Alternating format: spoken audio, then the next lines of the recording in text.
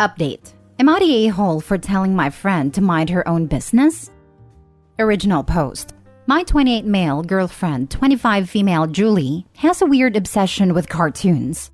I don't mind it. She had a really rough childhood where she wasn't allowed to watch any children's shows. And she only started watching after she turned 18 and moved out. She watches everything, but her most favorite ones are SpongeBob SquarePants, Powerpuff Girls, Phineas and Ferb, Teen Titans, and many more. If I am being honest, I like this obsession of hers, even if it is kinda weird to me to see a grown adult watching a kid's show. But I think everyone should have a childhood which she clearly missed. So last week, I threw a get-together at my house. I invited all of my friends. My best friend Rachel, 28 female, was also there. She has been my best friend for almost 15 years now. She has met Julie, and I never thought they had any bad blood between them. Rachel seems to really like Julie. So at a party, we were all having fun and playing games. I should mention that Rachel was wearing a fedora. Julie had to stay late for work that day, so when she arrived, the party had already started. When Rachel came to say hi, she didn't have her fedora on her head. She put that hat on in front of Julie, and Julie said in a mimicking Doofenshmirtz voice, Perry the platypus. She thought this was funny because Rachel's last name is Perry. So Julie made a joke that she only gets it. I smirked a little, but it seems to have caught Rachel off guard. And when Julie went inside a room to change, Rachel, in front of everyone, told me my girlfriend was rude. I apologized and explained this is just a harmless joke she does, and this is a line from her favorite TV show, Phineas and Ferb. She didn't let it go. Instead, she started to press this matter even more. She asked me how can I date a literal child, and that it is really embarrassing that she behaves like one. I told her that's just how she is, but she doubled down and told me she finds it a little creepy that I am dating someone whose brain hasn't developed after 8 years of age. I find it a little offensive because Julie is very smart and works in a STEM field. Rachel also made some odd and hurtful comments seeing my girlfriend's plushies and doll collection. When I tried to defend Julie, Rachel would just shrug and say, I am your friend. I know what's best for you. She said I shouldn't date someone so immature like Julie, and I am better off with someone more mature. I told her to mind her own business, and that what Julie likes is none of her business. My dating life is my choice, and she should stay the heck out of it. Rachel was giving me and Julie cold shoulders throughout the party. Then later that day, she messaged me and said she could not believe I was such a jerk to her because of my girlfriend, and that I am throwing away our friendship because of her. She hasn't talked to any of us. Julie made plans with Rachel to go on shopping, but Rachel just said she is busy in a text and hasn't contacted her. Julie is sad too because she was excited for their shopping spree. I didn't tell Julie about our fight because she adores Rachel. She would be crushed to know what Rachel has said about her. I am wondering if I went too far. Now for the top comments before reading the update. Does Rachel have a candle for you? Plenty of my adult friends have stuffed animals and watch cartoons, and they're tax-paying adults. My friends are mainly in their 30s, and watching cartoons is genuinely the social norm for us. And there's actually no clearer or stronger sign of immaturity to me than being weird about someone's childish interests. It always comes off as overcompensating. Yes, love me some cartoons. Everyone I know that I consider smart likes cartoons. She's judgy and jealous. Also, Phineas and Ferb is amazing. Your girl has good taste. Rachel has a crush on you. I don't think so. She has had boyfriend before, but none of her behavior seems like she would have a thing for me. The sniping at your girlfriend followed by, I know what's best for you. Dude, she might as well have painted it on a sign. That is toxic girl code for, I want you to value me more than her. As an older woman and in the education field, I see this every single day. She likes you. The mature woman she thinks you should date is her. She's jealous, and it is eating her up. She will continuously find things to complain about her girlfriend or mock. She will always tell you that it's because you deserve better, etc. I see this every single day with my students. Anyone who says they know what is best for you needs to take a huge step back. This is your life. You are happy. Let her know that she gets to give an opinion, but when you tell her you're happy, then she needs to stop. Your girlfriend isn't coming between you. Your friend thinking she knows best about your life is coming between you. Now for the update. Hello everyone. Not much has changed. I did talk to Rachel about it. I explained it to her how rude she was. I did tell my girlfriend why Rachel was upset. But Julie was not mad. Instead, she was very apologetic. She said if she knew Rachel would be upset for a little joke, she would have never said anything. She wants to apologize to Rachel. I tried to explain she has nothing to apologize for. She didn't do anything wrong. Instead, Rachel was the one who overreacted. But Julie put her foot down and invited Rachel on a dinner. Julie said sorry. She told Rachel about her childhood, about how her parents were strict and never let her have toys or let her siblings watch cartoon because they were academic nuts who thought those things were too distracting. Julie even cried while telling some of the stories, one of which was when her father beat her because he found a book of Harry Potter under her bed. She escaped that place after she turned 18. Rachel was good and apologized as well. She said she didn't know Julie had such rough childhood, and she was so insensitive towards her. I thought this was it, that Rachel had finally learned her lesson. But when the dinner was done, Rachel took me out to talk privately. She said she is now 100% sure Julie's not right for me. I asked her why, and she told me Julie has a lot of trauma, and I shouldn't be the one to carry the burden. She thinks Julie's past is going to be a problem if we ever have kids. She might start abusing them too. I got angry and told her Julie's nothing like that. She is sweet and kind. She has been going to therapy because of her childhood trauma, so she shouldn't be too hard on her. I even asked if she was jealous of Julie. Rachel did fumble on her words while saying no, but we got into an argument, and in the end, I told her I want some space from her. She has no right to dictate who is right or wrong for me just because she got it right 2 times. She always had problem whenever I dated someone. She has no right over me in my life. Rachel started crying, so I called an Uber for her and didn't say a word beyond it. Now Rachel won't stop calling me. She was blaming Julie for ruining our friendship and even accused her of being a cheater. I told Julie about the whole argument. She cried a lot because she never wanted her little joke to escalate so far. But she agreed Rachel went too far. Rachel sent some very hurtful messages to me about Julie. I didn't tell those to her. Julie has also blocked Rachel. She got angry too when she heard Rachel thinks Julie would also become an abuser.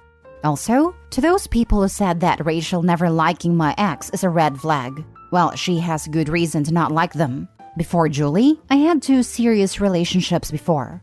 My first ex cheated on me. Rachel warned me about her, but I brushed it off. My second ex was very controlling and toxic.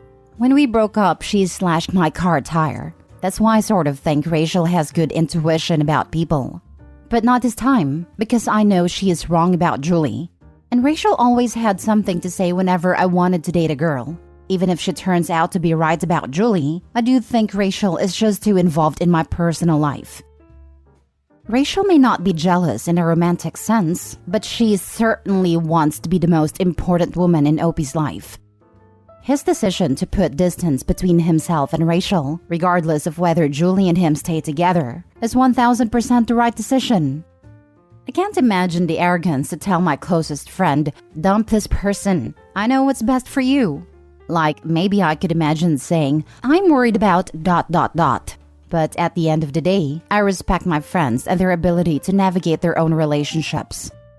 I've had to be the bad guy and tell a friend that I think they're moving too quickly, or point out some glaring red flags I'm seeing with someone they're dating. But I've never tried to break someone up. Rachel isn't looking out for Opie. She's just jealous she's no longer the #1 girl in his life. Julie's joke didn't escalate the matter this far. Julie's joke didn't escalate anything. Rachel was just looking for an excuse to have something against Opie's girlfriends, and found one in a simple normal joke. Nothing Julie said was bad or inappropriate or weird. Right? The other exes just happened to do something to prove Rachel's gut, but she was waiting on Julie to do something. She went from rude to childish to too traumatic, hoping something would stick. Yeah, I'm so freaking dumbfounded why a parried a platypus joke didn't even get laughs out of 28-year-olds. It's a classic cartoon, and most 20-somethings I met who had access to Disney as a kid would have loved that joke. But even if it didn't land, it definitely didn't suggest anyone is immature in my opinion. SpongeBob, P&F, all these cartoons us 20-somethings grew up with are still very much liked and used as jokes or references. Even if Rachel didn't blow the whole thing out of proportion, I judge her taste before Julie's, wearing a fedora and frowning so much about a very on-point reference. Next story. Am I the a-hole for calling my friend's proposal disrespectful? Original post. Alright, so here's the deal. My friend, male 27, decided to propose to his girlfriend of 3 years, Dina, female 26. The two met at a bar pre-COVID and were just chatting at first. But it quickly led to more, and eventually the two of them moved in together and discussed marriage. Personally, I think they're a great match, and my friend Steven has never been happier. He told me that he was planning to propose to Dina, and I was ecstatic. Well, the day of the proposal hits, and I called Steven the next day, which was last night, to congratulate him. But he wasn't happy. He told me that Dina had said no. I was shocked and asked if he knew why. He said that she didn't like how he proposed. Now here's the thing. I knew he was going to pop the question, but I didn't know how he was going to do it. He thought it would be romantic to propose at a place they met. Yes, a bar. Already, I could kind of see why she might not like that. But I decided to ask her privately because she and I have gotten to be close. She confided in me that it's because she told Steven multiple times that she didn't want to have a public proposal, and that she was horrified he would do it at a bar of all places, and that she felt disrespected that he didn't accommodate that. I told Steven that his proposal was honestly really disrespectful, and seriously kind of messed up. To which he told me I was being an insensitive a-hole, and should be supportive as a friend rather than talking down on him. But I don't know if I'm wrong here. Am I the a-hole for calling my friend's proposal disrespectful? Added to clarify, I am actually female. Now for the comments before the update. Steven is the a-hole. If his girlfriend told him not to propose in a public setting, he should have respected that. The bar thing doesn't bother me because it's their first date. What's bothersome is he did something she specifically asked him not to, and now his feelings are hurt because he didn't listen to her. Not the a-hole. Also, if she eventually changes her no to a yes, it sets up a bad pattern where Steven wants to get kudos for not listening and paying attention. The cornerstone of a good relationship. This is so true. I'm stuck in a toxic living situation with someone with full-blown NPD. The covert kind, or I wouldn't have ended up there. And he does this all the time. Does stuff that I've blatantly said not to do. Lost my cool at him and warned him about many times. Then when I lose my cool once more, it's "you're just mad that I" insert something that I totally would be wrong for being mad about if it was actually what I was mad about. This guy is probably like, "You're just mad that I proposed." Not a-hole. Good on you for not taking your friend's side just because he's your friend. He sounds manipulative, and the people on the receiving end of manipulation always need outsiders, assuring them that they're not crazy. Oof, I genuinely hope you're not living with my ex. He would definitely have said something like, "Well, geez, I'm sorry I wanted to propose to you," or "I'm sorry I wanted to be romantic. You're just mad cause I didn't order the same drink as the time we met." When really it would have been me who got a different drink without thinking anything of it. Or something equally ludicrous and backhanded. And then absolutely anyone but him would be insensitive for not agreeing with him. I hope you gain the resources you need to unstuck yourself from that. Internet strangers are rooting for you. Not the a-hole. He's the one who's not listening to what his partner is saying. It's the same as like guys buying their girlfriend gold or silver rings, but they bought the wrong one. Like gold for their girlfriend who only wears silver. It shows a lack of caring and attentiveness on a very basic level. Like you should know your girlfriend's preferences. Now for the update. Update for those who ask. This whole situation played out far differently than I expected. I didn't know that Steven had a Reddit, and he saw everything. All of this. He confronted me about it, and while he was ticked off that I aired their dirty laundry, he did end up thanking me for posting it, because it gave him a different perspective. So thank you, commenters. As for their relationship, Dina and Steven are still living together. Sort of. Dina was upset over the whole event, and has spent the past couple days mostly at her parents' house, and then working it out with Steven at night. Dina said she's working on forgiving him, but mostly has been bothered that her wishes weren't met. At this time, they are not engaged, and Dina has no plans for that anytime soon. I did tell Steven that if they stayed together, I would help him plan a proposal in the future. The three of us live in Florida, and we're all relatively close to a beach. So I suggested to Steven the next time he proposed, he do it in the evening at a beach or somewhere private without a lot of people or noise. Steven also told Dina he is planning on returning the ring he bought and will be giving her some of the money to use for whatever she wants. I think he ordered flowers to be sent to her work too, if I'm not mistaken. So I guess it all worked out in the end. I remember driving somewhere with my then boyfriend and mentioning that I didn't care a lot about how I was proposed to, as long as it wasn't in public. The color drained from his face. I obviously didn't know it, but he had been planning to propose at a restaurant that was special to us, with all of our friends and family present. I didn't even know he was considering proposing. To his eternal credit, he scrapped that plan and proposed later in a beautiful, well-thought-out private way, and I didn't know about the scrapped public proposal until long after. Yes, we got married, and still are 22 years later. Haha, when I first read this, I thought you were driving to the proposal when you said that. Good on him for changing the plan. Steven was really angry I'd aired his dirty laundry, so here's the rest of the story. Lol. I hope they were able to find a proposal that made them both happy. It would have been so easy to get what they both wanted to. He rents out the bar so they're alone, pops the question, celebratory drinks, calls friends and family that are on standby and have a party. Why is it so hard for people to freaking listen to their partner? Especially with something as emotional as a marriage proposal. Me? I'd love a public proposal, as long as the public wasn't inconvenienced by it. I'm not the least bit shy, but plenty of people wouldn't like that at all, like Opie's girlfriend. Honestly, I'd have a pretty hard time moving forward in a relationship where my direct and clear expectations for something that big were ignored. What else would be ignored? If my partner can't handle a straightforward request like no public proposal, I would wonder what else will be disregarded and take a hard look about smaller things that I ignored because it didn't seem like a big deal. I told my ex I would say no to a proposal if he asked my father for permission/blessing.